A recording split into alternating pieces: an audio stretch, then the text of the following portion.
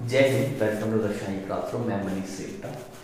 बच्चों, आज हम कैपेसिटर चैप्टर का रिवीजन करने वाले हैं और आपने कैपेसिटर ऑलमोस्ट 10 लेक्चर में पढ़ा था। हम उसे 2 लेक्चर के अंदर रिवाइज करेंगे और इसको रिवीजन करवाने का मतलब जो मेन मोटिव है वो ये है कि एक बार आप सब चीज़ों को गो थ्रू कर पाएंगे। आप देख पाएंगे अच्छा ये था ये था ये था, इसमें से कुछ आपको हिट हो जाएगा, अच्छा हाँ यार ये वाला पार्ट हमें अच्छे से नहीं आता, तो आप उसे एक बार थोड़ी आप गो थ्रू कर पाएंगे। तो ये मतलब आपकी हेल्प करेगा, आपको पॉइंट ढूंढ के दे देगा जहाँ पे आपको दिक्कत होगी और आपको वो पॉइंट्स बता देगा जो इम्पोर्टेंट है, तो वो आपको ढंग से दिखने होंगे। हम इसमें ऑलमोस्ट थ्योरी ही उठाएंगे, कुछ थोड़े बहुत न्यूमेरिकल्स अपने देख पाएंगे, बट बहुत कम रहेंगे आपके पास। मोस्टली अब फटाफट हम थ्योरी कवर करने की कोशिश करेंगे। तो हम शुरुआत करते हैं कैपेसिटर चैप्टर की। तो कैपेसिटर में आप सबसे पहले तो ये समझिए कैपेसिटर अगर आप क्या जानते हैं। सिर्फ कैपेसिटर का अगर कोई आपसे पूछे कैपेसिटर क्या है तो आप जानते हैं उसके बारे में। हाँ, क्या है कैपेसिटर? कैपेसिटर एक डिवाइस है जो चार्ज को स्टोर करता है और जब चार्ज आपके पास में स्टोर होता है तो ऑटोमेटिकली एनर्जी भी स्टोर हो जाती है। तो कैपेसिटर क्या है? कैपेसिटर एक डिवाइस है जो क्या स्टोर करता है? चार्ज आपके पास स्टोर करता है। ठीक है, ये इसकी डेफिनेशन होगी। फिर आप बात करेंगे एक word which is capacitance. This is capacitance. Capacitor मतलब एक डिवाइस हो गया जो आपके पास चार्ज स्टोर कर रहा है। कैपेसिटेंस की प्रॉपर्टी बता रहा है। जैसे मान लीजिए दो आपके पास में कैपेसिटर है, दोनों चार्ज स्टोर करते हैं, तो एक कोई अच्छा कैपेसिटर बुरा, मतलब क्या कुछ तो होना चाहिए ना, तो उसके लिए कैपेसिटेंस वर्ड को लेके आए। अब ये क्या बताता है? कैपेसिटेंस बताता है कि कोई भी कैपेसिटर पर यूनिट वोल्ट कितना चार्ज स्टोर करता है। मतलब अगर आपको उस बॉडी का पोटेंशियल, जैसे कैपेसिटर है, इसका पोटेंशियल अगर आपको 1 वोल्ट बनाना है तो इस पर कितना चार्ज देना पड़ेगा, ये चीज़ कौन बताता है? कैपेसिटेंस बताता है। ठीक है, तो कैपेसिटेंस क्या है? That is charge stored on capacitor, charge stored on capacitor पर unit volt is called capacitance. बात समझ में आ गई कि यार कोई भी कैपेसिटर पर यूनिट वोल्ट कितना चार्ज स्टोर कर रहा है, that is known as capacitance. ठीक है जी। अब हमारे पास में प्रोसेस ऑफ कैलकुलेटिंग कैपेसिटेंस क्या था, अगर आपको वो याद हो। प्रोसेस ऑफ कैलकुलेटिंग कैपेसिटेंस, आप मुझे बता सकते हैं कैपेसिटेंस निकालने का क्या प्रोसेस था? बता सकते हैं? याद है आपको? सबसे पहले तो आप दोनों प्लेट्स आइडेंटिफाई करते थे कि भाई एक पॉजिटिव प्लेट कहाँ है, नेगेटिव प्लेट कहाँ है, या फिर 2 प्लेट्स चाहिए होती है कैपेसिटर के लिए। और कभी अगर एक ही प्लेट हो मतलब दूसरी प्लेट कहाँ पे मान लीजिए, इन्फिनिटी मान लीजिए। ठीक है, तो पहला स्टेप था आपके पास में ये था कि आइडेंटिफाई बोथ प्लेट। उसमें मैंने आपको ये बताया था कि मान लीजिए सर एक ही प्लेट है, दूसरी प्लेट है ही नहीं, तो उसकी दूसरी प्लेट आप कहाँ पे ट्रीट कर देंगे? इन्फिनिटी पे ट्रीट कर देंगे। ठीक है, फिर आप क्या कीजिए, give charge plus Q and minus Q to plates. फिर एक प्लेट को आप प्लस क्यू चार्ज दीजिए, दूसरी प्लेट को आप माइनस क्यू चार्ज दीजिए। ऐसा कर लेंगे। ठीक है, फिर हम क्या करते हैं, फिर हम बोलते हैं calculate potential difference between both plate. दोनों प्लेट्स के जो पोटेंशियल डिफरेंस, और हमें उसका मैग्नीट्यूड चाहिए ना, हमें ऐसा नहीं है कि वो प्लस माइनस चाहिए, हमें सिर्फ मैग्नीट्यूड चाहिए, उसकी वैल्यू चाहिए। फिर आप देखिए कि भाई हमें ये समझ में आया था कि भाई जो Q होता है वो डायरेक्टली प्रोपोर्शनल होता है पोटेंशियल डिफरेंस के। ये हम देख चुके थे स्टैटिक के अंदर कि भाई जो पोटेंशियल ऑफ स्फीयर इसके क्यूब आया, तो यहाँ से हम ये देखते हैं कि इसको प्रोपोर्शनली सिंबल हटाएंगे तो ऐसा एक्सप्रेशन बनता है। ये तो बनता है आपके पास में। अब देखिए आपको Q पता है, आपने कितना दिया है वो भी पता है, पोटेंशियल डिफरेंस कितना है वो भी पता है, और पोटेंशियल डिफरेंस जो आएगा वो Q की टर्म में ही आएगा। तो यहाँ से फिर आप क्या करेंगे कि C is equal to Q divide by delta V। मैं फिर बता रहा हूँ कैपेसिटेंस कभी नेगेटिव नहीं होगा, तो यहाँ पे जो आपके पास ये डेल्टा V जो आपको लिखना है वो पॉजिटिव लिखना है। और Q क्या है? Q चार्ज होता है पॉजिटिव प्लेट का, चार्ज ऑफ पॉजिटिव प्लेट। मेरी बात समझ में आ रही है? ये आपको आगे भी हेल्प करेगी ये वाली बात कि C is equal to Q divide by delta में जो आप Q लिखते हैं वो पॉजिटिव प्लेट का चार्ज लिखते हैं, और यहाँ पे पोटेंशियल जो है दैट इज उसका मैग्नीट्यूड चाहिए आपको। ठीक है, फिर हमें डिफरेंट शेप्स के लिए कैपेसिटेंस निकालना था। अगर मान लीजिए मैं आपको यहाँ पे बोलूँ एक स्फीयर है, ऐसे स्फीयर है, इसकी रेडियस कितनी है आपके पास? R है। मैं पूछूं बताइए इसकी कैपेसिटेंस कितना? सिर्फ एक स्फीयर और कुछ भी नहीं है, एक कंडक्टिंग स्फीयर है आपके पास में, तो उसकी कैपेसिटी याद है आपको कितनी आती है? रिजल्ट क्या था इसका कैपेसिटेंस जो आया था क्या था बच्चों, याद है? That is 4 pi epsilon not R। कैसे आया था? हमने इसको पॉजिटिव चार्ज दिया, इन्फिनिटी को नेगेटिव दिया, तो इन्फिनिटी कुछ है ही नहीं, दिखता ही नहीं है। फिर हमने बोला एक प्लेट ये होगी, एक प्लेट इन्फिनिटी होगी। अच्छा इन्फिनिटी पे अब हमें दोनों प्लेट्स का पोटेंशियल डिफरेंस निकालना है, तो इन्फिनिटी पे 0, तो यहाँ का जो पोटेंशियल आएगा वो कितना है, के क्यू बाई आर। हमने डायरेक्टली पोटेंशियल लिख लिया इसका, हमें पता है ये बात। क्लियर? अब चाहे तो delta V is equal to minus of E dot D L से भी कर सकते थे, फिर रेक्टिफिकेशन तो लंबा एक्सप्रेशन बन जाता है। फिर आपने Q is equal to C multiply delta V, यहाँ पे लिखा सी, डेल्टा वी को लिखा के क्यू बाई आर, इस क्यू ने इस क्यू को मार दिया, तो सी की वैल्यू कितनी, 4 पाई एप्सिलॉन नॉट आर। अब देखिए कैपेसिटी में खूबसूरती क्या है, अब ये चीज़ किस पे डिपेंड कर रही है, रेडियस पे डिपेंड कर रही है, या आपके पास में एप्सिलॉन नॉट मीडियम पे डिपेंड करता है। तो यहाँ से देख के लग रहा था कि देखिए सी क्यू पे भी डिपेंड कर रहा है, डेल्टा वी पे डिपेंड कर रहा है, ऐसा देख के फील आता है, पर ये गलत है, ऐसा नहीं है। कैपेसिटेंस है वो सिर्फ ज्योमेट्री पे डिपेंड कर रहा है, मीडियम पे डिपेंड कर रहा है। जैसा करंट में आपके पास में आता है R is equal to delta V divide by I, तो वहाँ पे ऐसे देख के लगता है कि शायद रेजिस्टेंस, पोटेंशियल डिफरेंस और करंट दोनों पे डिपेंड करता है, नहीं किसी पे डिपेंड नहीं करता, वो उसकी खुद की ज्योमेट्रिक स्ट्रक्चर पे डिपेंड करता है, लेंथ पे डिपेंड करता है, क्रॉस सेक्शन एरिया पे डिपेंड करता है। सिमिलरली कैपेसिटेंस भी उसकी जो स्ट्रक्चर है उस पर डिपेंड करेगा, मीडियम पे डिपेंड करेगा। अच्छा इसके बाद में हमने किसी कैपेसिटेंस निकालनी सीखी थी बच्चों, इसके बाद हमने पैरेलल प्लेट कैपेसिटर की सीखी थी। पैरेलल प्लेट कैपेसिटर कैसे निकालते हैं, पैरेलल प्लेट कैपेसिटर, दो आपके पास में प्लेट्स है, एक पे प्लस क्यू चार्ज दे दीजिए, दूसरे पे माइनस क्यू चार्ज दे दीजिए, डिस्टेंस डी और इस प्लेट का एरिया कुछ ए मान लीजिए, ठीक है, ऐसे प्लेट है आपके पास, ठीक है, दीज आर द प्लेट्स। अब हम क्या करेंगे, हमने दोनों प्लेट्स आइडेंटिफाई कर ली, फर्स्ट स्टेप हमारा कंप्लीट हो गया, एक को प्लस क्यू देती, दूसरे को माइनस क्यू दी। अब पोटेंशियल डिफरेंस निकालते हैं। अब पोटेंशियल डिफरेंस कैसे निकालेंगे, मुझे पता है जो अंदर EFI होगा that is sigma by epsilon not. Clear? तो आपके पास में जो EFI आएगा, EFI that is Q by A epsilon not, sigma by epsilon not, यही बनेगा आपके पास। फिर बच्चों अगर आप पोटेंशियल डिफरेंस निकालेंगे, पोटेंशियल डिफरेंस तो कितना है, Q D by A epsilon. फिर ये कैसे कर दिया, या डेल्टा वी ऐसा आता है ना, delta V is equal to minus of E dot D L. अब ई तो यूनिफॉर्म है तो इंटीग्रेशन करने की जरूरत नहीं है, डायरेक्टली आप लेंथ लिख सकते हैं, तो ऐसा एक्सप्रेशन बन गया। अब देखिए आपने लिखा Q is equal to C multiply delta V, तो इसकी वैल्यू को डेल्टा वी की वैल्यू में पुट कर देता हूँ मैं, तो ये एक्सप्रेशन क्या बन गया, Q is equal to C Q D by A epsilon naught. इसने इसको उड़ा दिया, तो सी की वैल्यू यहाँ से that is A epsilon naught by D, that is C A epsilon naught by D. तो ये कैपेसिटेंस आ गई पैरेलल प्लेट कैपेसिटर। तो ये रिजल्ट तो बहुत फ्रीक्वेंटली यूज होगा, बिकॉज हम कैपेसिटर में 99% हम सिर्फ पैरेलल प्लेट कैपेसिटर ही पढ़ते हैं, तो ये आ गया आपके पास। अब इसके बाद में बच्चों अपने ने और क्या क्या देखा था, दो स्फीयर्स थे आपके पास में, दो स्फीयर्स से उनकी कैपेसिटेंस और दो सिलेंडर थे उनकी कैपेसिटेंस। तो एक बार आप दो स्फीयर वाला केस मुझे करके बताइए कि अगर दो कॉन्सेंट्रिक कंडक्टिंग स्फीयर्स रहेंगे तो उनकी कैपेसिटेंस कितनी आती है आपके पास, याद है वो रिजल्ट क्या आपको? सिलेंडर वाला नहीं पूछता है, सिलेंडर वाली बहुत ही रेयरली कभी जरूरत पड़ती है, पर वो कभी पूछ सकता है आपके पास। यहाँ पे मैं ऐसे दो स्फीयर बनाता हूँ, एक ये वाला स्फीयर बना दिया, एक ये वाला स्फीयर बना दिया, ठीक है। आपसे पूछा गया इसकी रेडियस कुछ ए मान लो बच्चों, इसकी रेडियस कुछ बी मान लो, तो कंडक्टिंग स्फीयर है आपके पास में। अब इसकी कैपेसिटेंस निकालना है, इसका कैपेसिटेंस कितना होगा। सेम स्टेप्स हम फॉलो करते हैं, आपने नोट्स में किया भी है इसको। अब मुझे करके बताइए क्या जवाब आपके पास वापस आ रहा है। ये कुछ ऐसा आना चाहिए आपके पास में, capacitance that is 4 pi epsilon not a b divide by b minus a, ऐसा कुछ एक्सप्रेशन आएगा। अब हम कैसे निकालेंगे, हम ये देखते हैं कि यार इस पे दोनों प्लेट्स आइडेंटिफाई होगी, एक प्लेट ये रही, एक प्लेट ये रही, इसे प्लस क्यू दिया, इस पे माइनस क्यू दिया, ठीक। अब दोनों में जब पोटेंशियल डिफरेंस निकालते, पोटेंशियल डिफरेंस कितना लिखा, that is minus of E dot D L. आप चाहें तो आउटर शेल का पोटेंशियल लिख लीजिए, इनर का लीजिए, इसको डिफरेंस में तब भी आ जाएगा। तो मैं यहाँ पे आपको बेसिक से करके दिखा रहा हूँ, आप इलेक्ट्रिक फील्ड निकाल के फिर अपने कर रहे हैं उसको। तो ई को लिखा तो ई बन जाएगा K Q divide by R square multiply D R. Limit कहाँ से कहाँ तक, ए से लेके बी तक, सही। तो ये क्या बनेगा, के क्यू बाई आर, एक माइनस इधर चला गया, ए से बी। और मुझे पता है मुझे पोटेंशियल डिफरेंस पॉजिटिव ही चाहिए, मुझे नेगेटिव पोटेंशियल डिफरेंस नहीं चाहिए, मुझे पॉजिटिव पोटेंशियल डिफरेंस चाहिए। तो क्या बन जाएगा, के क्यू और यहाँ पे बन गया 1 बाई बी माइनस 1 बाई ए, ऐसा बच्चों आपके पास में पोटेंशियल डिफरेंस आ गया। यहाँ तक कोई दिक्कत नहीं, यहाँ तक चीज़ें क्लियर है। अब तो भाई सब कुछ बचा ही नहीं, और पोटेंशियल डिफरेंस आ गया, फिर आप क्या लिखेंगे, इसको ए बाई बी करते हैं तब ये पॉजिटिव आएगा आपके पास में, ए छोटा है बी बड़ा है, ऐसे लिख देते हैं इसको।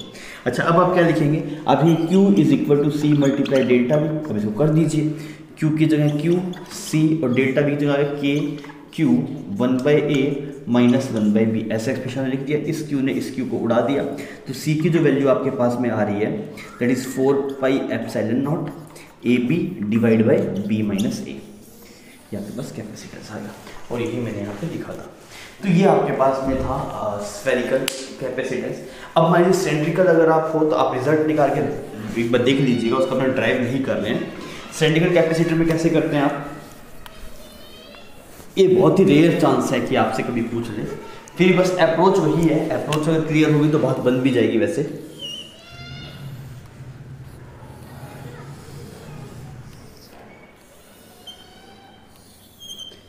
यहाँ पे हमने ऐसे एक सिलेंड्रिकल कैपेसिटर बना दिया, ठीक है।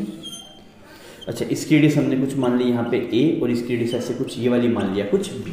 अगर आप इसी कैपेसिटेंस देखते हैं तो c इज इक्वल टू इसकी लेंथ कुछ l मान लीजिए। ये जो कैपेसिटी है that is 2πl∈0 ln b/a। ये रिजल्ट याद रखने की जरूरत भी नहीं है आपको, बस ये थोड़ा आइडिया रहे कि कभी ड्राइव वगैरह करना पड़े, कभी बोर्ड्स में आ जाए तो कभी फंसे नहीं आप, पर रेयर चांसेस है आपके पास, ठीक है बच्चों। ये थी कैपेसिटेंस की बात। इसमें एक चीज़ अच्छी थी जो आपने देखा कि जो पोटेंशियल डिफरेंस दिख रहा था q/c में, जो q है वो कौन सी प्लेट का लेना है, पॉजिटिव प्लेट का लेना है, ठीक है। तो आप इतना देख लीजिए, फिर अपने आगे बढ़ते हैं बच्चों। इसके बाद में अगर हम आगे बात करें तो कैपेसिटर में कैसे चलते हैं वो हमने सीखा था कि मान लीजिए कोई कैपेसिटर से लोग चलना हो तो कैसे चलेंगे। तो अब देखिए यहाँ पे मान लेते हैं कैपेसिटर है आपके पास में, और अभी पैरेलल प्लेट कैपेसिटर की बात आपके पास कर रहे हैं। अब इसमें दो प्लेट्स होती है, एक पॉजिटिव प्लेट होगी, एक नेगेटिव प्लेट होगी। इसी कैपेसिटेंस कुछ c है, और c को बेसिक पैरामीटर्स में भी लिखा जा सकता है, c is equal to a∈0/d। अब देखिए इसकी यूनिट जो होती है वो फेराड होती है। क्या यूनिट होती है बच्चों, फेराड इसकी यूनिट होती है। अब आपसे अगर पूछूं a का पोटेंशियल ज़्यादा है b का ज़्यादा, आप मुझे बता सकते हैं a का ज़्यादा है b का ज़्यादा। a का पोटेंशियल ज़्यादा हुआ, कैसे, ये रीज़न बता सकते हैं आप मुझे। तो आप बोलेंगे से देखिए इसका जो इलेक्ट्रिक फील्ड है वो इस तरफ होगा, और अगर इलेक्ट्रिक फील्ड अगर इस तरफ होगा तो आप क्या बोलेंगे, इलेक्ट्रिक फील्ड की डायरेक्शन जैसे पोटेंशियल घटता है तो ये हाई पोटेंशियल होगा, ये लो पोटेंशियल होगा, तो VA ज़्यादा होगा एज कम्पेयर टू VB। और अगर आप यहाँ पे पोटेंशियल डिफरेंस निकालेंगे VA माइनस VB तो वो आएगा Q/C, ठीक है। अब मैं आपको एक तरीका बताता हूँ। मैंने क्या तरीका बताया था कि अब हम चलना सीख रहे हैं ना, हम क्या सीख रहे हैं बच्चों, चलना हम सीख चुके हैं, उसको रिवाइज कर रहे हैं।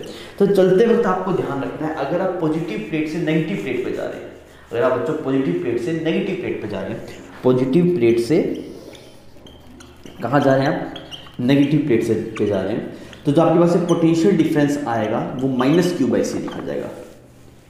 मतलब अगर आप पॉजिटिव से नेगेटिव पे जा रहे हैं तो पोटेंशियल घटेगा। आप ऐसे लिख लीजिए कि पोटेंशियल क्या लिखना पड़ेगा आपको, नेगेटिव लिखना पड़ेगा। अगर पॉजिटिव से नेगेटिव पे जा रहे हैं पोटेंशियल घटेगा। और अगर आप नेगेटिव प्लेट से पॉजिटिव प्लेट पे जा रहे हैं तो आप देखिएगा जब चल रहे हैं, तो अगर आप A से B पे जा रहे हैं तो पॉजिटिव से नेगेटिव पे जा रहे हैं, दैट इज -Q/C लिखना पड़ेगा। और अगर आप नेगेटिव से पॉजिटिव पे जा रहे हैं तो पोटेंशियल जो आपके पास में आएगा उसे आप क्या लिखना पड़ेगा, दैट इज पॉजिटिव लिखना पड़ेगा। तो इसमें एक बात में ध्यान रखें, ΔV is equal to Q/C में जो Q लेना है वो किसका लेना है, सिर्फ पॉजिटिव प्लेट का लेना है। इतनी बात समझ गई, ठीक है। तो आइए जैसे मैंने यहाँ पे लिखा, मैं चल के दिखाता हूँ आपको। तो मैंने लिखा VA, पॉजिटिव से नेगेटिव पे जा रहा हूँ, तो पॉजिटिव से नेगेटिव पे जा रहा हूँ, माइनस का जा रहा है, that is -Q/C is equal to VB। मेरी बात समझ में आई, बेसिक अप्रोच हो गया।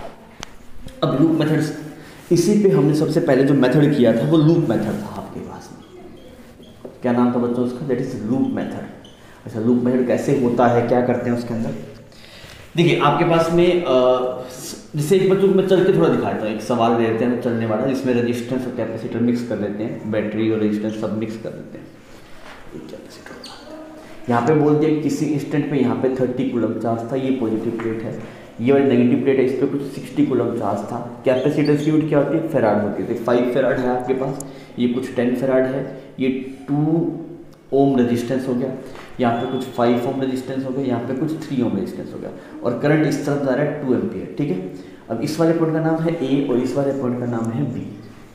तो आपसे क्या पूछा गया, find VA minus VB, VA minus VB कितना होगा, ये आपसे पूछ लिया। अब ये एक्चुअली अगर करंट फ्लो कर रहा होगा तो हर एक कैपेसिटर में चार्ज भी चेंज हो रहा होगा। मैंने किसी फिक्स मतलब कोई एक गिवन टाइम की हम बात कर रहे हैं। अब कैसे लिखेंगे, तो मैंने बोला हमें चलना पड़ेगा, तो इधर चल के देखते हैं, आप भी चलिए। रेजिस्टेंस है, करंट की डायरेक्शन में जाएगा, नेगेटिव लिखा जाएगा तो -4 बन जाएगा। यहाँ पे पॉजिटिव प्लेट से नेगेटिव प्लेट पे जा रहे हैं तो माइनस क्यू बाई सी आएगा, minus Q by C. Similarly यहाँ पे करंट की डायरेक्शन क्या है, दैट इज -10 और इसको कुछ 10 वोल्ट बोल दीजिए ना, तो ये कितना हो गया, अच्छा इसको कुछ नया वोल्ट दैट इज 50 वोल्ट बोल देते हैं। तो बड़े डंडे छोटे डंडे में जाए तो माइनस आएगा, -50 वोल्ट। और यहाँ पे करंट की डायरेक्शन दैट इज -6। अब नेगेटिव प्लेट से पॉजिटिव प्लेट पे जा रहे हैं तो पोटेंशियल क्या आएगा, बढ़ेगा। नेगेटिव प्लेट से पॉजिटिव प्लेट पे पोटेंशियल पॉजिटिव आता है, तो यहाँ पे आप कहेंगे दैट इज +60/5। ये एक्सप्रेशन बन गया वीबी का आपके पास। बात समझ आ गई, तो अब जवाब मिल जाएगा। तो कैपेसिटर पे चलते वक्त आप ध्यान रखेंगे कि आप पॉजिटिव से नेगेटिव पे जा रहे हैं, नेगेटिव से पॉजिटिव पे जा रहे हैं। अगर आप पॉजिटिव से नेगेटिव पे जा रहे हो तो -q/c लिखेंगे, और अगर आप नेगेटिव से पॉजिटिव पे जा रहे हो तो +q/c लिखेंगे। ठीक है, अब जवाब मिल जाएगा, आप कर पाएंगे इसको। 4 और 3 कितना बन गया आपके पास, VA बन गया, दिस इज बिकम 6, यहाँ पे 6 और 10, तो यहाँ पे सिर्फ 2 बच गया आपके पास में। ठीक है, और यहाँ पे 2 बच गया तो ये कितना आ गया आपके पास, यहाँ पे ये इसको काटा तो यहाँ पे 1 बच गया खाली, तो ये -61 बच गया। VA माइनस VB आपके पास कितना है, 61 वोल्ट। आसान था, कोई दिक्कत नहीं है। ठीक है, अब इसमें सबसे पहला जो मेथड है, इसमें भी हम 3 मेथड पढ़ते हैं सर्किट सोल्विंग का। जैसे करंट में होता है आपके पास एक मेथड रहता है लूप मेथड, फिर नोडल मेथड, और फिर series parallel method of circuit solving. मतलब क्या पॉजिटिव है क्या नेगेटिव है, लूप में सब में लग जाता है, पर सवाल को कुछ सवालों को ज़्यादा लेंथी बना देता है वो, इसमें ये इसका ड्रॉबैक है। यही बात अगर आप करें आपके पास में नोडल मेथड की, तो वर्सेटाइल मेथड है, वो सब सवालों में यूज हो जाता है, अच्छा मेथड है। फिर अब बात करें सीरीज पैरेलल मेथड की, तो वो क्या, वो कुछ स्पेसिफिक प्रॉब्लम्स में लगता है, पर वो जहाँ पे लगता है वहाँ पे सवाल बिना पेन उठाए भी सोल्व हो जाते हैं। तो हम सबसे पहले हम बात कर रहे हैं लूप मेथड की। लूप मेथड करंट में इसको मतलब किरचॉफ्स लॉ भी बोलते हैं, that is Kirchhoff's loop law बोलते हैं आप। तो उसके अंदर जो इसका प्रिंसिपल है that is based on energy conservation. किस पे बेस्ड होता है आपके पास में, एनर्जी कंजर्वेशन। ध्यान रखिए कभी सवाल अगर आ जाए तो किस पे बेस्ड होता है आपके पास में, एनर्जी कंजर्वेशन। कोज है that is energy conservation. Clear, ठीक है। अब देखिए इसको कैसे करेंगे सवाल को। मान लीजिए यहाँ पे एक कैपेसिटर है आपके पास, यहाँ पे एक बैटरी है, यहाँ पे एक कैपेसिटर है, और यहाँ पे भी ऐसे एक बैटरी बना दिया। ठीक है, तो ये कुछ 30 वोल्ट हो गया आपके पास, ये कुछ 50 वोल्ट हो गया, इसी कैपेसिटर से कुछ 5 फैराड होगी, इसी कैपेसिटर में कुछ 10 फैराड होगी। फिर ये कैपेसिटेंस एक्चुअल में तो बहुत बड़ी है, मतलब आप प्रैक्टिकल लाइफ में देखेंगे तो कैपेसिटेंस आपके पास में कम रहती है, माइक्रो फैराड के ऑर्डर की रहती है। तो अभी तो आपके पास 5 फैराड 10 फैराड बड़ी वैल्यू है। अब क्या करते हैं, कोई भी एक बैटरी चार्ज फ्लो करवा दीजिए क्यू। इस बैटरी से मान लो ये बड़ी है ना, इससे मान लिया +Q फ्लो कर रहा है, तो यहाँ पे चार्ज फ्लो किया तो +Q, ये बैटरी है, इसमें कुछ जाना नहीं, फिर यहाँ पे ऐसे +Q। सही, एक चार्ज Q फ्लो करवाया, वो करवाते रहिए, कोई दिक्कत नहीं। अब आप क्या करिए, एक पॉइंट चलना शुरू कीजिए, इस वाले पॉइंट का नाम कुछ A मान लीजिए, यहाँ से चलना शुरू कीजिए, वापस इसी पॉइंट पे आ जाइए। तो आप क्या लिखेंगे, दैट इज VA। छोटे से बड़े पे गया तो बच्चों क्या आएगा, +50। यहाँ से यहाँ पे गया तो पॉजिटिव से नेगेटिव पे जा रहा है, दैट इज -Q/5। यहाँ पे पहुँच गए, इस बैटरी पे आगे बड़े से छोटे पे जा रहा हूँ बच्चों, दैट इज -30। फिर यहाँ पे गया तो पॉजिटिव से नेगेटिव पे, that is -Q/10 is equal to VA। इस VA ने इस VA को मार दिया, यहाँ से आपके पास में Q की वैल्यू आ जाएगी। तो Q की वैल्यू कितनी जाएगी, यहाँ पे 20 आ जाएगा, यहाँ पे Q/5 + Q/10, कितनी वैल्यू आ गई आपके पास से निकल के, that is 3Q/10। This is 3Q/10। तो Q की वैल्यू कितनी है, 200/3 को ये वैल्यू आ गई चार्ज की। आसान है, कोई दिक्कत थोड़ी है इसके अंदर। अगर आप चीज़ों को सही ढंग से समझेंगे तो बहुत आसानी से हो जाएगा। अब इसमें तो ये एक ही लूप था, अब मान लीजिए जैसे 2 लूप होते हैं आपके पास में, उस वाले सवाल में क्या करते हैं कि वहाँ से Q चार्ज आ रहा है, फिर डिस्ट्रीब्यूट करते हैं। मैं बताया था किस तरीके, मतलब लूप पर सब में लग जाता है, पर क्या वो सवाल की कैलकुलेशन बढ़ा देगा। जैसे ये तो सिंपल सवाल था, ये तो हो गया। जैसे मान लीजिए कुछ इस तरीके का सवाल आपके पास में रहे कि यहाँ पे ऐसे एक बैटरी है, यहाँ पे ऐसे कैपेसिटर है, यहाँ पे ऐसे कैपेसिटर है, फिर यहाँ पे ऐसे एक बैटरी मान लीजिए, यहाँ पे कैपेसिटर है, ये 30 वोल्ट मान लीजिए, ये कुछ 60 वोल्ट मान लीजिए, 10 फैराड, 5 फैराड, 2 फैराड। क्लियर। अब आप क्या करेंगे, किसी एक बैटरी से Q चार्ज निकाल दीजिए, ये बड़ी दिख रही है, इससे निकाल देता हूँ। Q चार्ज निकाल रहा था, यहाँ +Q गया, अब यहाँ पे Q चार्ज आ रहा था ऐसे, अब इसको 2 हिस्से में टूटना पड़ेगा। तो मान लेता हूँ कि इस तरफ गया कुछ Q1 और यहाँ पे कितना जाएगा, that is Q minus Q। तो इस वाली प्लेट पे क्या Q माइनस Q1 और इस वाली प्लेट पे कितना आएगा Q आ गया। अब आपके पास में कई लूप बन रहे हैं, एक तो ये वाला लूप बन रहा है, इसमें इक्वेशन लिखनी पड़ेगी, एक ये बड़े वाला बन रहा है, इसमें लिखनी पड़ेगी। दो वेरिएबल दो इक्वेशन से काम चल जाएगा। तो अगर आप सही ढंग से चलेंगे, सही ढंग से इक्वेशन लिखेंगे तो बात बन जाएगी। अब एनसीईआरटी लूप मेथड को मानता है। अगर मान लीजिए आपके पास में कभी सवाल आए तो एनसीईआरटी नोडल को नहीं समझता है, मतलब आप हो सकता है आपकी जो कॉपी चेक कर रहा हो उस बंदे को नोडल के बारे में आइडिया ना हो या फिर वो नहीं जानता हो, तो लूप मेथड सबके सब जानते हैं, समझ में आ गया। तो आपको कभी एनसीईआरटी में करना हो तो आप लूप से कर दीजिएगा, तो वो नंबर कटने के चांसेस बहुत ही कम रहते हैं ना, वो कर देगा। मतलब फाइनल आंसर आप निकालो ब्रेन नोडल से, पर आप इक्वेशंस बना के आफ्टर सॉल्विंग दैम ऐसे लिख के आप उनको प्रोसीड कर सकते हैं। ठीक है बच्चों, तो ये था आपके पास लूप मेथड। कई बार फंसे हुए सवालों में आपकी हेल्प करता है, कैपेसिटर में तो खासकर हेल्प करता है, कुछ जिसमें इनिशियल चार्ज रहता है ना कैपेसिटर पे, अब वो सवाल नोडल से करने में थोड़ा सा दिमाग लगाना पड़ता है, पर लूप मेथड उनको बेसिक फॉर्मेट में ही सॉल्व कर देता है। तो लूप मेथड अच्छा है, आपको एक क्लिक करना चाहिए।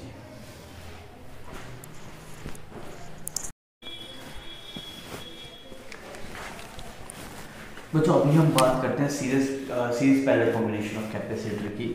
तो वैसे आपको याद ही है सीरीज में जब कैपेसिटर लगे होते हैं सीक्वेंट कैसे निकालते हैं, पैरेलल में कैसे निकालते हैं। एक बार मैं खुद से ड्राइव कर लीजिए, थोड़ा सही रहेगा। मैं खाली रिजल्ट लिख रहा हूँ, आप ड्राइव आप भी खुद से करके देख लीजिएगा, थोड़ा सा आपको कॉन्फिडेंस रहेगा उस चीज़ में। तो अगर हम बात करें कैपेसिटर इन सीरीज, अगर हम बात कर रहे हैं that is capacitor in series, और कैपेसिटर अगर सीरीज में होगा तो क्या होगा, यहाँ पे कैपेसिटर हो गया, यहाँ पे कैपेसिटर हो गया, यहाँ पे कैपेसिटर हो गया। ठीक है, इसके बाद C1 C2 C3, तो यहाँ पे जो C करंट आता है दैट इज 1/C करंट बनता है ना, ऐसे 1/C1 plus 1/C2 plus 1/C3 इस तरीके से। और बच्चों अगर आपके पास में दो कैपेसिटर रहेगा, एक यहाँ पे C1 रहेगा मान लीजिए और एक यहाँ पे कुछ C2 रहेगा, इसका जो C करंट आएगा वो डायरेक्टली आप याद रख सकते हैं C1 C2 divide by C1 plus C2। ये ऐसा नहीं आएगा, ये ऐसा बनेगा C1 C2। अब क्या होता है कि दोनों अपोजिट रिजल्ट हैं आपके पास में, कैपेसिटर में जो रिजल्ट है और रेजिस्टेंस में जो रिजल्ट है वो दोनों अपोजिट हैं आपके पास में, तो कई बार कन्फ्यूजन हो जाता है, तो वो आप दिमाग में रखिएगा। सिमिलरली अगर आप ऐसे पैरेलल में जोड़े हैं कैपेसिटर, एक कैपेसिटर ये रहा, एक कैपेसिटर ये रहा और एक कैपेसिटर कुछ ये रहा, तो मान लीजिए यहाँ पे तीन कैपेसिटर है, इसी कैपेसिटर कुछ C1, इसकी C2 और इसकी कुछ C3। तो अगर आप यहाँ पे C इक्विवेलेंट निकालते हैं तो ये ऐसे जुड़ता है, C1 plus C2 plus C3 directly ऐसे जुड़ जाता है आपके पास में। ठीक है, तो अब आप इन दोनों को ड्राइव कर लीजिए, ड्राइव करें तो आपको थोड़ा बेटर फील होगा। ड्राइव करने के ठीक है, इसको ड्राइव करके देख लीजिए कि ये आ रहा है कि नहीं आ रहा सीरीज में और पैरेलल में। अच्छा, अभी हम आगे बात करते हैं। कुछ तरीके के सवाल तो ऐसे रहते हैं, C इक्विवेलेंट के सवाल आ जाएंगे, ऐसे बोल दिया कि ये कुछ कैपेसिटर है, ऐसे कुछ ज्वाइन कर दिया आपके पास में, तो आपसे बोला गया C इक्विवेलेंट बताओ। तो वैल्यू देख लेते हैं हम यहाँ पे, ये 5 फैराड हो गया कुछ, ये 20 फैराड हो गया आपके पास में। ठीक है, और ये यहाँ पे 6 फैराड हो गया, ये कुछ 10 फैराड हो गया। इस पॉइंट का नाम A हो गया, इस पॉइंट का नाम कुछ B हो गया। आपसे पूछा गया बताइए C इक्विवेलेंट कितना आएगा, कर पाएंगे क्या, करके बताइए कितना आ रहा है जवाब।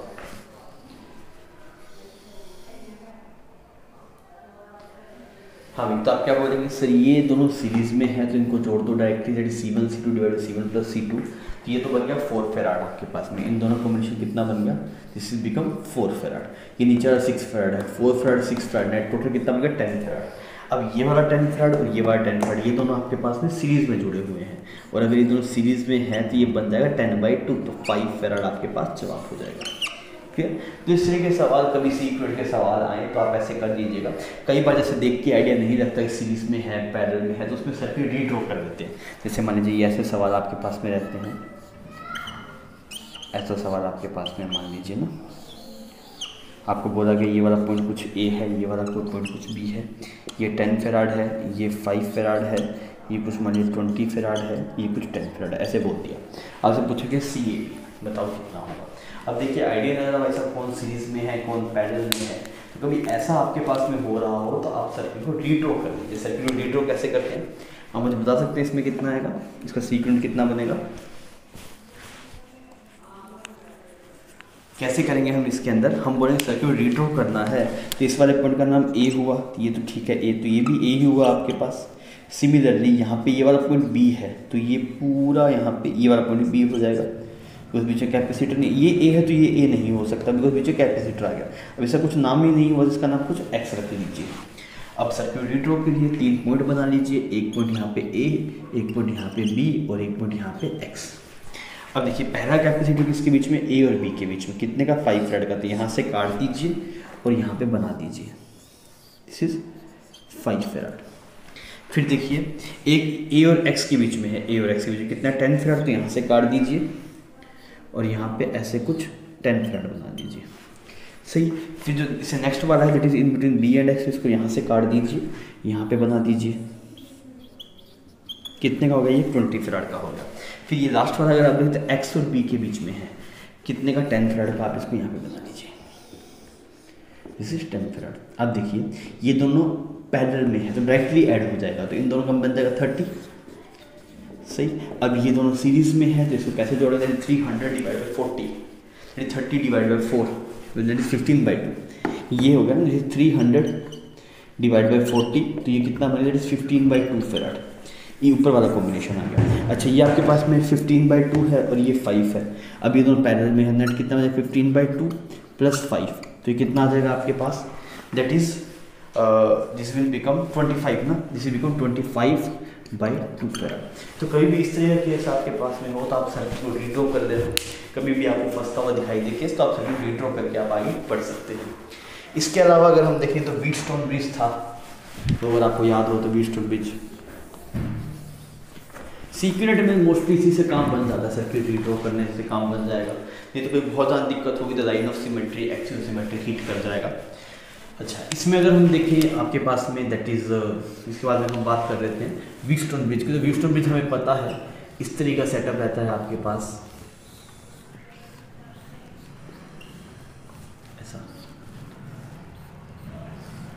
ये C1 कैपेसिटर, ये C2, ये C3 और ये C4, तो इसका नाम C5। व्हीटस्टोन ब्रिज होता क्या है आपके पास, जानते हैं ना आप, व्हीटस्टोन ब्रिज क्या होता है बच्चों, अगर this by this C1/C2 is equal to C3/C4 हो जाए, अगर ये कंडीशन सेटिस्फाई करता है, ध्यान रखना this by this is equal to this by this होना चाहिए, ऐसा ना हो कि this by this is equal to C4/C3, तब नहीं, this by this is equal to this by this. उस वाले केस में क्या होगा, then Q on C5 will be 0, तो C5 पे कोई भी चार्ज नहीं होगा, तो आप कैपेसिटर C5 को हटा सकते हैं, और हटा देंगे फिर कोई दिक्कत नहीं, ऊपर दोनों सीरीज बन जाए, नीचे दोनों सीरीज बन जाएंगे। मेरी बात समझ में आ गई। तो यहाँ पे अगर आप देखें C1/C2 is equal to C3/C4, then charge on C5 will be 0, और अगर C5 पे चार्ज 0 होगा तो आप इसे हटा भी सकते हैं, चाहे तो आप शॉर्ट भी कर सकते हैं, एक ही बात है, पर हटा दीजिए, वो थोड़ा आसान रहता है आपके पास, कोई दिक्कत नहीं है यहाँ पे, ठीक है। तो इसका डेरिवेशन भी इजीली किया जा सकता है, आप बोलिए यहाँ पे चार्ज Q1 है तो यहाँ पे भी Q1 आना चाहिए, यहाँ पे Q2 तो यहाँ पे भी Q2 आना चाहिए, दोनों का पोटेंशियल बराबर कर दीजिए, उस हिसाब से आपको जवाब मिल जाए, कोई दिक्कत नहीं है, क्योंकि इन दोनों का पोटेंशियल सेम है ना, तो आपने Q/C1 is equal to Q/C2, यहाँ पे Q1/C3 is equal to Q2/C4, वहाँ से करेंगे जवाब आपको मिल जाएगा। तो बच्चों ये है आपके पास है व्हीटस्टोन ब्रिज, कभी इसका सवाल आए तो आप यूज़ कर लीजिएगा, पर ध्यान रखिएगा कि आउटपुट पॉइंट यही होने चाहिए, अगर ये आउटपुट पॉइंट होंगे तो व्हीटस्टोन ब्रिज नहीं रहेगा, फिर वो सीरीज पैरेलल कॉम्बिनेशन आपके पास बन जाएगा। इसके अलावा आपके पास में कई बार इनफाइनाइट सीरीज रहती है, ऐसे इनफाइनाइट सीरीज जैसे बना दिया आपके पास में, ऐसे बनाते रह रहे हैं, और ये बोला कि ये ऐसे पीछे कहाँ तक है, इन्फिनिटी तक है, इसकी वैल्यू कुछ बोलती है 2 फैराड है, ये कुछ 5 फैराड है, ये कुछ 2 फैराड है, ये कुछ 5 फैराड है, 2 पॉइंट्स बना दिए, एक पॉइंट ए है और एक पॉइंट बी है, तो आपसे पूछ लिया CAB कितना होगा, ऐसे आपसे पूछा जा रहा है।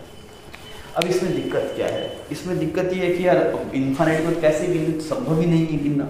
आप बताइए इसको कैसे अप्रोच करते थे इस सवाल को, याद है इसकी अप्रोच? हाँ भाई, इस वाले केस में क्या करते थे, मैं ये बोलता था कि यार अगर मैं इसमें से एक लूप को हटा दूँ, इसमें से इतने लूप को हटा दूँ, तो यहाँ पे एक पॉइंट बना दो कुछ P और Q, इतने पट को हटा दिया, तो जो CAB आएगा, मान लेते हैं एक बार के लिए CAB कुछ X आएगा, तो CPQ भी तो X ही होगा। अगर AB के अबाउट जो इक्विवेलेंट कैपेसिटेंस है वो कुछ X है, तो PQ के भी X होगा। सर क्यों? ये इनफाइनाइट लूप, उसमें से एक लूप कम कर देंगे, C इक्विवेलेंट थोड़ी चेंज हो जाएगा। इतने सारे इन्फाइनाइट लूप है, उसमें से एक लूप हटा देंगे, C इक्विवेलेंट बदल थोड़ी जाएगा, सेम का सेम रहेगा। तो हम इसको फिर एक अगर हम ऐसे कर दें, हम बोलेंगे इसके इधर वाले कैपेसिटेंस X है और AB के अक्रॉस भी X है, तो हम सर्किट को वापस रीड्रॉ कर लेते हैं। यहाँ पे ये बन जाएगा 2 फेराड, यहाँ पे आपके पास ये बन जाएगा 5 फेराड, और यहाँ पे आपने एक पैरेलल में कैपेसिटर बना दिया, उसका नाम है कुछ x, इस पॉइंट का नाम a और इस पॉइंट का नाम कुछ b। और अब आपको पता है सी ए बी एक बार निकाल दो, सी ए बी निकालो तो ये दोनों पैरेलल में हैं, तो ये बन जाएंगे 5 + x, और फिर ये इन दोनों के ये वाला सीरीज में है तो मल्टीप्लाई 2 डिवाइड बाई 7 + x, और ये किसके बराबर आएगा सी ए बी, और सी ए बी कितना है बच्चों आपके पास, दिस इज अगेन x, इसको आपने x लिख दिया। तो ये क्या बने 10 + 2x = 7x + x²। तो इक्वेशन बन गई x² + 5x - 10 = 0। तो क्वाड्रेटिक इक्वेशन बन गई, यहाँ से आपको वैल्यू मिल जाएगी। तो कभी भी इनफाइनाइट वाला सवाल है तो आप इस तरीके से प्रोसीड कर सकते हैं, ठीक है। अब आइए अपनी थोड़ा आगे चलते हैं।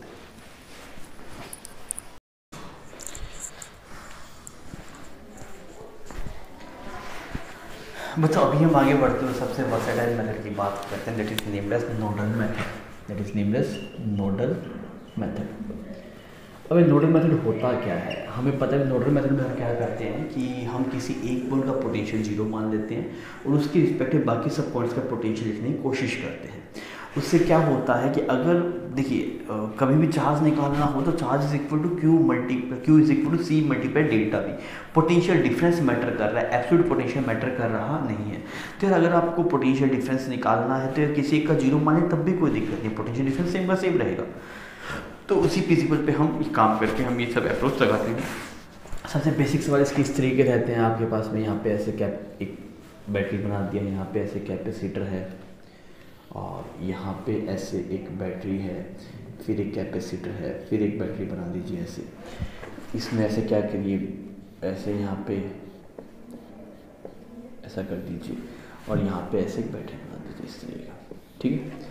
आपको बता दें वैल्यूज़ हम नोट कर लेते हैं, मान लेते हैं कि ये कुछ 20 वोल्ट है आपके पास, this is 10 farad, this is 2 farad, this is 30 volt, this is 5 volt, और ये कुछ 2 फेराड आ गया आपके पास, मान लीजिए ये कुछ 5 फेराड आ गया आपके पास, और ये कुछ 10 वोल्ट आ गया, ये कुछ 40 वोल्ट आ गया। इस तरीके का सेटअप आपने बना दिया।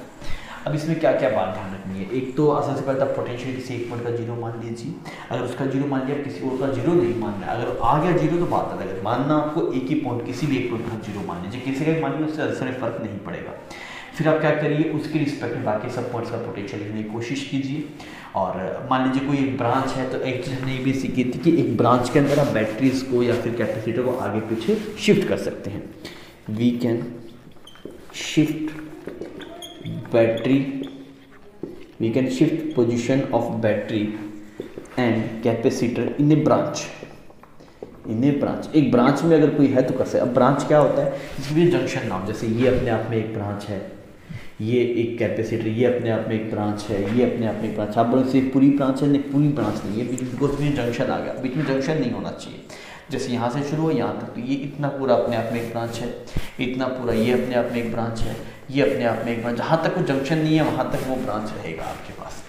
अब आप सर्किट में एक पॉइंट का 0 मान लीजिए, मैं इस पॉइंट का 0 मान लेता हूँ ना, इस पॉइंट का 0 मान लिया, तो इसका भी 0, इसका भी 0, इसका भी 0, आगे रास्ता मिल रहा है तो बढ़ जाएगा। तो यहाँ पे कितना बन जाएगा 10, यहाँ पे भी 10, यहाँ पे भी 10, यहाँ पे भी 10 और यहाँ पे भी 10, और ऊपर चलेगा तो यहाँ पे कितना आ गया 30 आ गया। ठीक है, यहाँ पे देखते हैं 10 है तो घटेगा तो यहाँ बन जाएगा 5, यहाँ पे 0 है बढ़ेगा तो यहाँ पे 30। सिमिलरली यहाँ पे अगर आप देख रहे हैं दिक्कत है तो बैटरी पीछे फंस गया, और जब आप Q is equal to C multiply delta भी लगाते हैं तो सिर्फ कैपेसिटर बीच में होना चाहिए। अब जैसे इसमें आप ये नहीं बोल सकते सर ये दोनों कैपेसिटर सीरीज में है तो इन दोनों को जोड़ दो तो ये बन जाएगा 10/7, फिर आप बोल दिए पोटेंशियल 10 नहीं, बिकॉज बीच में बैटरी है, बैटरी को हटा के आप कर सकते हैं, पहले बैटरी है बीच में। तो मैंने बोला बैटरी दिक्कत कर रहा है, अब बैटरी दिक्कत कर रहा है तो हमें ये भी तो बताएगा बैटरी को एक ब्रांच में आगे पीछे शिफ्ट किया जा सकता है। तो मैंने बोला ये कैपेसिटर को इसके पास लेके चला जाता हूँ, इसके पास, ये दोनों सीरीज में है तो इन दोनों को हटा के एक बना दिया तो कितना बन गया 10/7 फेराड। तो यहाँ पे 10 हो गया, अब आप इजीली यहाँ पे जा सकते हैं, यहाँ बन गया -30 वोल्ट। फिर अब कोई दिक्कत ही नहीं है। इस कैपेसिटर पे अगर आप देखें तो पोटेंशियल डिफरेंस पता है 30, और ये हाई पोटेंशियल है मतलब ये पॉजिटिव प्लेट होगा। इसमें भी अगर आप देखेंगे तो ये हाई पोटेंशियल थी, ये वाला पॉजिटिव प्लेट होगा, इसमें ये हाई पोटेंशियल थी, ये वाला पॉजिटिव प्लेट होगा। और पोटेंशियल डिफरेंस पता है कि उसी में लगा दीजिए, तो यहाँ पे तो आएगा 300 कूलम। यहाँ पे अगर आप देख रहे हैं 25, और ये कुछ कितने फेराड का था, क्या लिखी नहीं था कुछ, मान लीजिए कुछ 5 फेराड है आपके पास में, तो ये बन जाएगा +125 कूलम।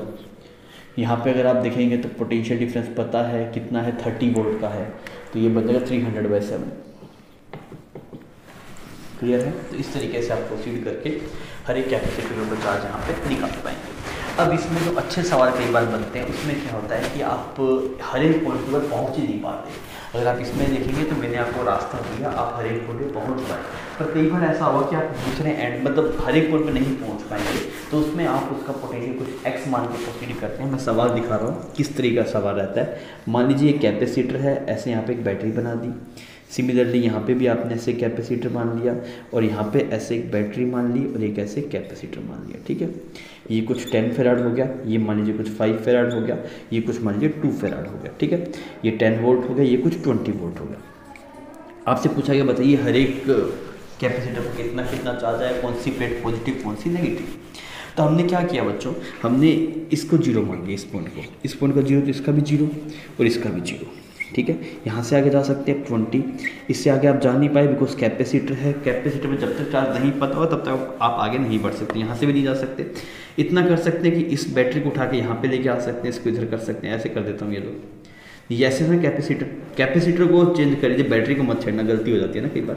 तो इस 10 फेराड को उठा के यहाँ पे लगा देता हूँ, 10 फेराड को उठा के, ताकि बैटरी एक साइड आ जाएगी, तो यहाँ पे जीरो हो गया तो यहाँ पे 10 हो गया। अब इस पॉइंट में पोटेंशियल ही नहीं पता, तो आप क्या मान लीजिए, एक्स मान लीजिए। क्लियर? और अब आप किरचॉफ जंक्शन रूल से आपको पता है कि जैसे मान लीजिए उसमें हम पढ़ा था करंट सिटी में कि जितना करंट आएगा उतना ही करंट जाएगा। सिमिलरली अगर आप यहाँ पे देख रहे हैं तो ये वाली प्लेट, ये वाली प्लेट और ये वाली प्लेट, ये तीनों अपने आप में आइसोलेटेड प्लेट है। इससे कोई डायरेक्ट कॉन्टैक्ट नहीं है। अगर आप देख रहे हैं इससे कोई डायरेक्ट कॉन्टैक्ट नहीं है, ऐसा नहीं है कि चार्ज कूद के यहाँ पे आ जाए, ऐसा कोई डायरेक्ट कॉन्टैक्ट आपके पास नहीं है।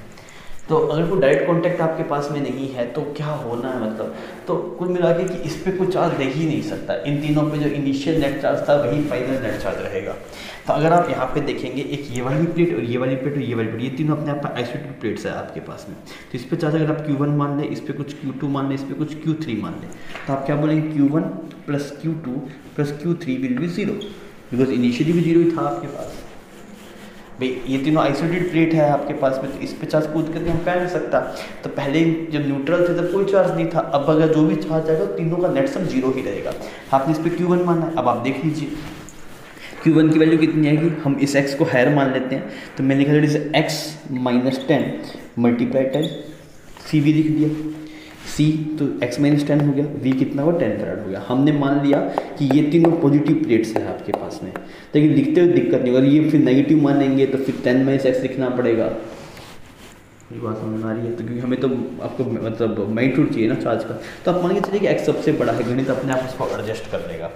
यहाँ पे अगर आप देखेंगे दैट इज़ +5 ब्रैकेट में x, सही। सिमिलरली अगर आप यहाँ पे देखेंगे तो ये आ जाएगा आपके पास +2 मल्टीप्लाई कितना आएगा आपके पास, x - 20 =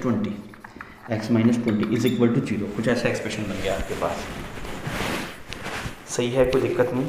दैट इज़ x - 20 × 2 और यहाँ पे आ गया x - 10 × ठीक है। ये एक्सप्रेशन क्या बोले, 10x - 100 + 5x + 2x - 40 = 0।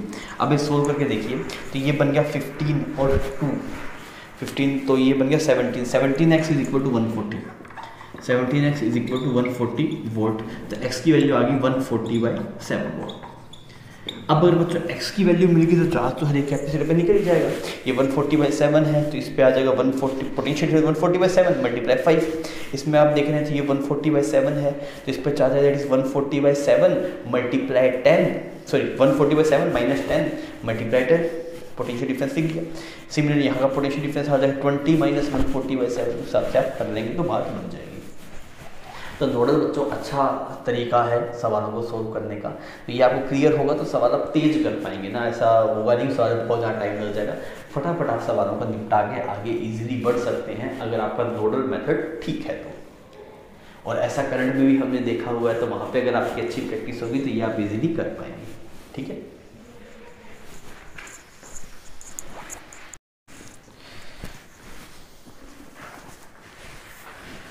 बच्चों अभी हम बात करते हैं एक सबसे बढ़िया मेथड की, that is series parallel method of circuit solving. That is series parallel method of circuit solving. अब इस मेथड में होता क्या है आपके पास में, इस मेथड की खासियत क्या है? इस मेथड की खासियत ये है कि इससे जो सवाल होगा वो बहुत तेज़ी से हो जाएगा। तो इसमें कुछ कंस्ट्रेंट है कि सब सवालों को नहीं सोल्व कर पाता, कुछ स्पेसिफिक प्रॉब्लम्स होगा उन्हीं को ये सोल्व कर सकता है। अब आइए इसमें थोड़ा देखते हैं कि वो किस तरीके के सवाल रहते हैं और कैसे हम उन्हें सोल्व करते हैं। तो क्या रहता है आपके पास में, यहाँ पे मान लेते हैं जैसे ये दो कैपेसिटर है हमारे पास बच्चों और ये पैरेलल में लगे हुए हैं। एक ये चीज़ अगर आप याद रख लेंगे तो सवाल थोड़े आसान हो जाएंगे इसमें। एक कैपेसिटर C1 है, एक पे C2। अब मान लीजिए यहाँ से कुछ Q चार्ज आ रहा है, अब Q चार्ज को यहाँ पे डिस्ट्रीब्यूट होना पड़ेगा, तो इसे मान लीजिए कुछ Q1 चार्ज आ रहा है, यहाँ पे आपके पास Q2 चार्ज आ रहा है। अगर आप पूछो Q1 की वैल्यू कितनी, Q1 चार्ज की वैल्यू कितनी, तो हम बोलेंगे कि यार हमें ये पता है एक तो that is Q1 plus Q2 वो Q के बराबर होगा, एक बात तो ये पता है। दूसरी बात आपको पता है दोनों पैरेलल में है तो दोनों के अक्रॉस पोटेंशियल डिफरेंस सेम होगा, तो अभी बोल रहे हैं Q1 divide by C1 is equal to Q2 divide by C2, कोई दिक्कत नहीं है। तो यहाँ से आप Q1 और Q2 की वैल्यू निकाल सकते हैं। अब यहाँ पे अगर आप Q1 की वैल्यू पुट कर दीजिए, इसमें Q1 की वैल्यू यहाँ से बनी Q2 C1 C2 plus Q2, यहाँ पे आ गया Q, तो Q2 आपके पास से बाहर आ गया, तो एक्सप्रेशन बन गया यहाँ पे C2 divide by C1 plus C2 multiply Q, तो ये तो बन गया बच्चों आपके पास में Q2। सिमिलरली अगर आप Q1 निकालेंगे तो यहाँ पे ये एक्सप्रेशन आपके पास में बन जाएगा Q1 इज इक्वल टू कितना आएगा आपके पास, सिमिलर कंसेप्ट से अगर आप देखेंगे तो ये बन जाएगा C1 divide by C1 plus C2 multiply Q। तो यहाँ पे जो आपके पास में चार्ज है वो सेम कैपेसिटेंस के सेम रेशो में जा रहा है। यहाँ पे C1 C2 समझ में आ रहा है, अगर Q1 लिखना है तो ऊपर C1 है, Q2 लिखना है तो ऊपर C2 है, सेम रेशो में जा रहा है। करंट में इसका उल्टा था, जो करंट था वो अपोजिट रेशो में जाता था रेजिस्टेंस के। अगर आप यहाँ पे I2 देखते थे तो यहाँ पे R1 आता था, सिमिलर जैसे यहाँ पे Q1 देख रहे थे यहाँ पे C1 आ रहा है ना, वहाँ पे अगर आप यहाँ पे I1 देख रहे थे यहाँ पे R2 आया करता था आपके पास। इतनी बात क्लियर है, इसमें कोई दिक्कत नहीं, ठीक है। अब इस पर बेस्ड सवाल अपने कैसे कर सकते हैं, जैसे मान लीजिए ये सर्किट बना दिया आपके सामने ऐसे। देखिए अब इन सब सवालों के लिए आप चाहे तो बिना पेन उठाए भी आप प्रोसीड कर पाएंगे। यहाँ पे एक बैटरी बना दी, ठीक है, ये कुछ आपके पास में 5 फैराड बना दिया, ये कुछ 15 फैराड बना दिया आपके पास, ठीक है, तो ये कुछ आपके पास में, और यहाँ पे ऐसे कुछ 20 फैराड बना दिया, ठीक है। आपको बोल दिया 100 वोल्ट है, आपसे पूछा क्या बताइए हर एक कैपेसिटर पे चार्ज कितना है। देखिए अब आपको जिन सर्किट में दिखे कि यार ये पूरा C equivalent series parallel combination जैसा है, जैसे इसका पूरा C equivalent series parallel combination है, कहीं कोई बैटरी वगैरह कुछ नहीं है, तब आप ये मेथड लगा सकते हैं। अब मान लीजिए बैटरी होता तब आप इसको पैरेलल कॉम्बिनेशन की तरह ट्रीट नहीं कर पाते, फिर दिक्कत हो जाता। तो जहाँ पे आपको पूरा सी जो है वो सीरीज पैरेलल में दिखाई दे तब आप उसको इस तरीके से प्रोसीड कर सकते हैं। तो अगर आप इसमें देखेंगे तो ये दोनों कैपेसिटर किसके अंदर है बच्चों, पैरेलल में है। अगर दोनों पैरेलल में तो ये 15 फैराड ये 5 फैराड, टोटल कितना बन गया 20 फैराड। अच्छा ये 20 फैराड और फिर ये 20 फैराड और ये 20 फैराड सीरीज में है, नेट कितना बन गया 10 फैराड। अगर ये 10 फैराड बन गया तो कोई दिक्कत ही नहीं है। तो अगर आप चार्ज देखें तो कितना आएगा सी, ये पोटेंशियल डिफरेंस इतना आ गया और चार्ज कितना आ गया आपके पास 10 फैराड, तो कितना आ गया 1000 कूलम, कितना जाएगा 1000 कूलम। तब यहाँ से 1000 कूलम चार्ज निकलेगा, यहाँ पे जाएगा आपके पास 1000 कूलम, तो इस पे बनेगा दैट इज़ 1000, इसमें तो कोई दिक्कत नहीं है। और यहाँ पे चार्ज को डिस्ट्रीब्यूट होना पड़ेगा कैपेसिटेंस के रेशो में। तो अगर आप इस पे चार्ज देखेंगे, इस पे कितना है Q1, तो that will be 5 divide by 20 multiply 1000, तो यहाँ पे ये साफ हो गया आपके पास 50 दैट इज 250 कूलम, यहाँ बन गया 250 कूलम। सिमिलरली अगर आप नीचे वाले पे देखेंगे तो कितना बनेगा आपके पास, that is 15 divide by 20 multiply 1000, तो यहाँ पे कितना बन गया आपके पास 750 कूलम। सही है ये बात, कोई दिक्कत नहीं। तो आप इस तरीके से प्रोसीड कर सकते हैं। कभी भी आपको ऐसे सर्किट में देख के लगे पूरे सी को आप सीरीज पैरेलल के हिसाब से हम डिवाइड कर सकते हैं, तो वो सब सवाल बच्चों आप series parallel method of circuit solving से आसानी से कर पाएंगे। क्लियर है। इसके सवाल आपके पास में जैसे कई एग्जाम्स में सवाल देखे जाते हैं, इसमें सवाल मिल जाते हैं एग्जाम में, तो आप इसमें कमांड रहनी चाहिए। अगर आप दो कैपेसिटर जो पैरेलल में कनेक्टेड हैं उनमें अगर आप चार्ज डिस्ट्रीब्यूट करना जानते हैं तो बहुत आसानी से आप उन सवालों को कर भी पाएंगे। ठीक है।